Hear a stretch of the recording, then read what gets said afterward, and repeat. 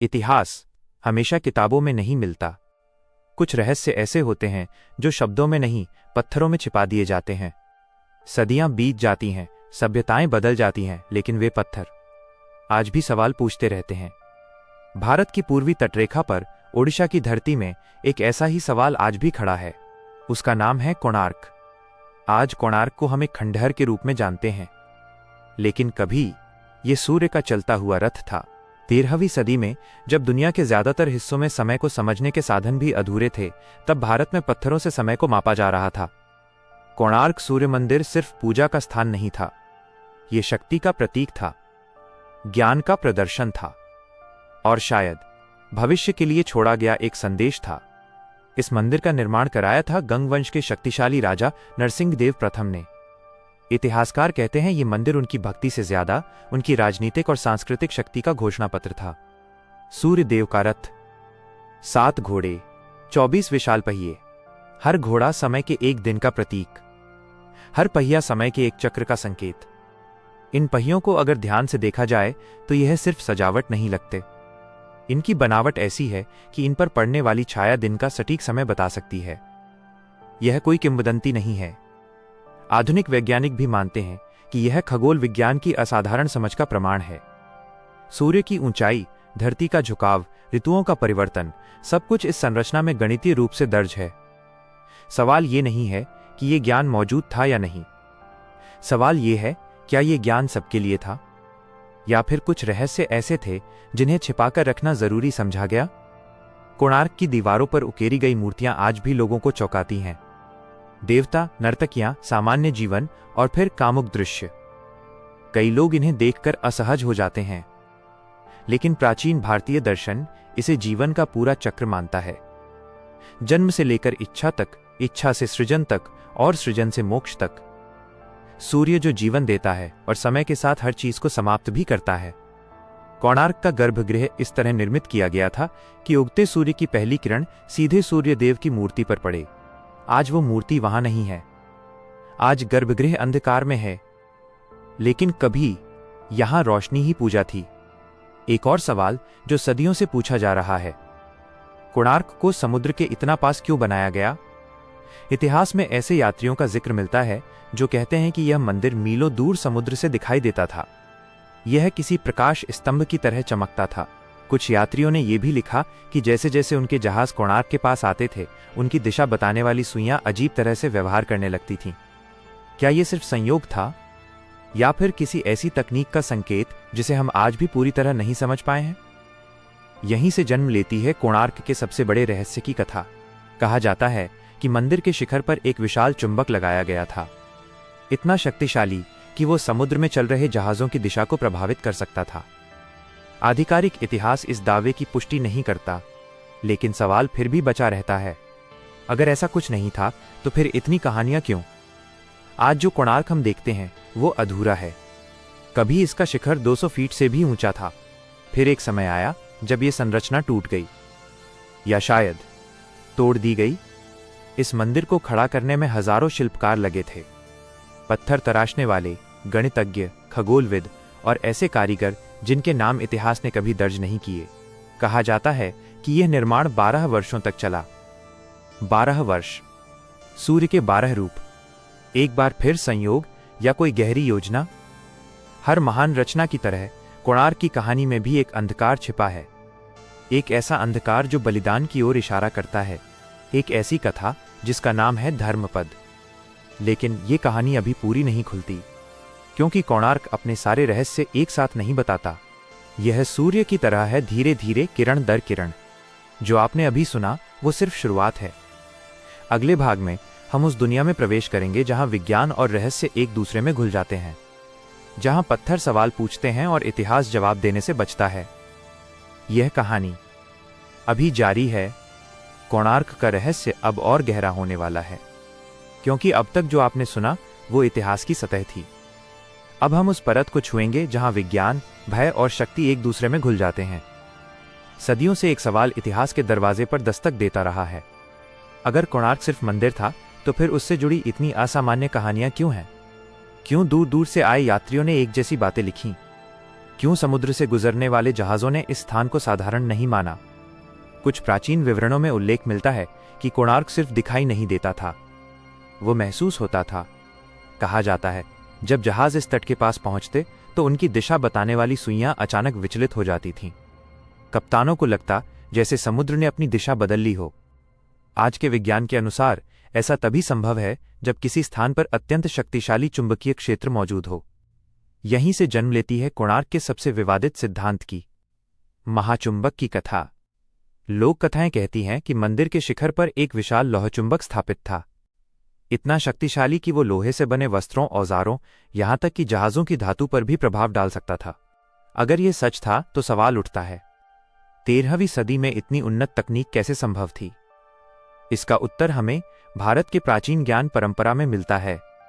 भारत केवल आध्यात्मिक भूमि नहीं था, यह गणित, धातु विज्ञान और खगोल विद्या का वैश्विक केंद्र था। वह भूमि जहां शून्य की खोज हुई, जहां धातुओं को जोड़ने और नियंत्रित करने की तकनीक पहले से मौजूद थी। कुछ विद्वान मानते हैं कि यह चुंबक सिर्फ रहस्यमय वस्तु नहीं था, यह मंदिर की संरचना का एक अहम हिस्सा था। ऐसा कहा जाता है कि शिखर पर लगे इस चुंबक के कारण गर्भगृह के भीतर सूर्यदेव की मूर्ति बिना किसी आधार के स्थिर रहती थी। यदि ये दावा सही है तो ये अपने आप में आधुनिक इंजीनियरिंग को चुनौती देता है। लेकिन फिर एक और प्रश्न उठता है, अगर ये चुंबक मौजूद था तो वो आज कहां है? इतिहास इस प्रश्न पर अचानक चुप हो जाता है। कुछ मानते हैं कि विदेशी शक्तियों ने इसे जानबूझकर हटाया, क्योंकि ऐसा ज्ञान सिर्फ आस्था नहीं बल्कि शक्ति देता है, और शक्ति हमेशा असुरक्षा पैदा करती है। कुछ कथाएं कहती हैं कि समुद्री व्यापार से जुड़े विदेशी नाविकों ने इस चुंबक के कारण अपना मार्ग खो दिया था, और जब उन्हें इस कारण का पता चला तो उन्होंने इसे खतरे के रूप में देखा। लेकिन यह कहानी सिर्फ चुंबक तक सीमित नहीं है। कोणार्क की पूरी संरचना एक वैज्ञानिक पहेली है। मंदिर की दिशा, उसका कोण और सूर्य की गति, सब कुछ इस तरह गणना किया गया था कि वर्ष के विशेष दिनों में सूर्य की किरणें निश्चित बिंदुओं को छुएं। यह कोई संयोग नहीं हो सकता। यह संकेत देता है कि इसे बनाने वालों के पास सिर्फ आस्था नहीं बल्कि सटीक गणनाएं भी थीं।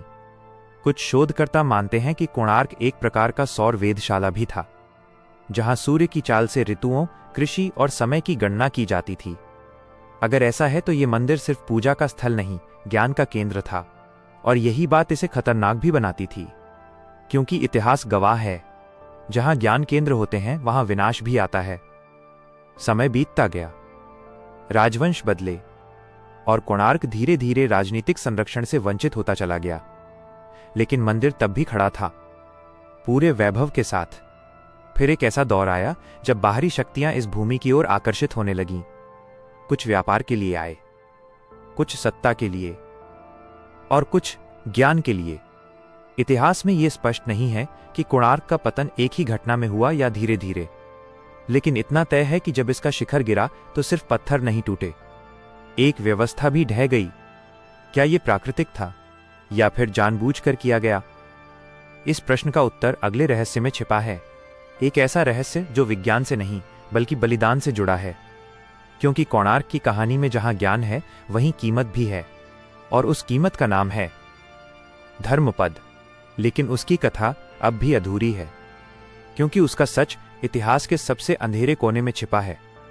अगले भाग में हम उस बलिदान की कहानी सुनेंगे जो शायद एक मंदिर को बचाने के लिए दिया गया था, या फिर एक रहस्य को दबाने के लिए। यह कहानी अभी समाप्त नहीं हुई है। हर महान रचना के पीछे एक कीमत होती है, और कोणार्क जैसी रचना के पीछे वो कीमत साधारण नहीं हो सकती थी। अब तक हमने ज्ञान की बात की, विज्ञान की बात की और शक्ति की बात की, लेकिन अब हम उस हिस्से में प्रवेश कर रहे हैं जहां इतिहास चुप हो जाता है और लोक कथाएं बोलने लगती हैं, क्योंकि ये कहानी पत्थरों की नहीं, इंसानी जान की है। कहा जाता है कि कोणार्क का निर्माण लगभग 12 वर्षों तक चला। हजारों शिल्पकार, कारीगर, गणितज्ञ और वास्तुकार दिन रात इस एक स्वप्न में लगे रहे, सूर्य का घर। लेकिन निर्माण के अंतिम चरण में एक समस्या आ खड़ी हुई। शिखर का अंतिम पत्थर, वो पत्थर जो पूरी संरचना को स्थिर करता, जिसके बिना मंदिर कभी पूर्ण नहीं माना जाता। राजा का आदेश स्पष्ट था, निर्धारित समय तक यदि मंदिर पूरा नहीं हुआ तो सभी शिल्पकारों को दंड मिलेगा। ये दंड क्या था, इतिहास स्पष्ट नहीं बताता, लेकिन लोक कथाएं एक भयानक संकेत देती हैं। इसी समय कहानी में प्रवेश करता है एक बालक, धर्मपद। कहा जाता है वो केवल 12 वर्ष का था, मुख्य शिल्पकार का पुत्र, जिसने वर्षों से निर्माण की हर बारीकी को चुपचाप देखा था। उसने वो समझ लिया था जो अनुभवी शिल्पकार भी न समझ पाए थे। समस्या पत्थर में नहीं थी, समस्या उसके संतुलन में थी। धर्मपद ने समाधान बताया और मंदिर अंततः पूर्ण हो गया। लेकिन इसके बाद जो हुआ वो इस कहानी को अमर बना देता है।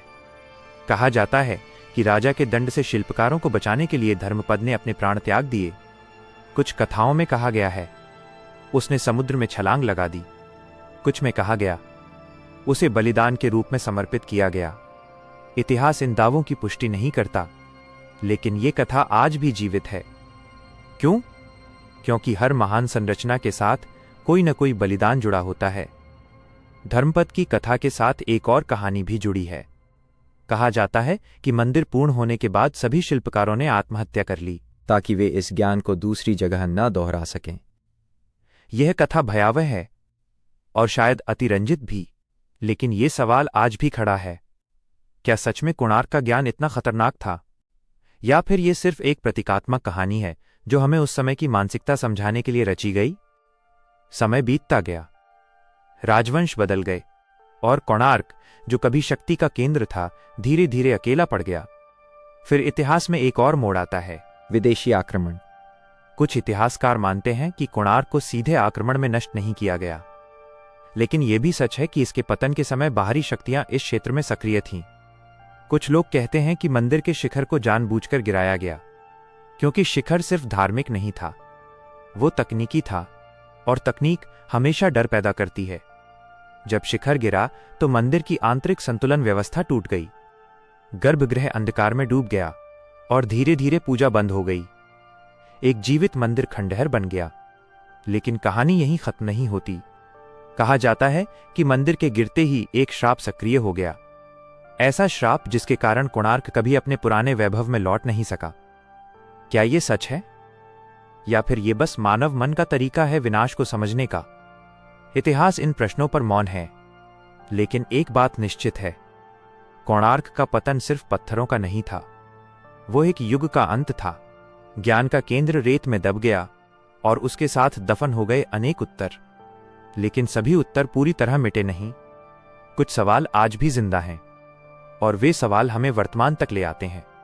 क्योंकि अब प्रश्न ये नहीं है कि कोणार्क कैसे गिरा, प्रश्न ये है, आज कोणार्क के साथ क्या किया जा रहा है, और क्या सच में हम उस विरासत को समझ पा रहे हैं जो हमें सौंपी गई थी?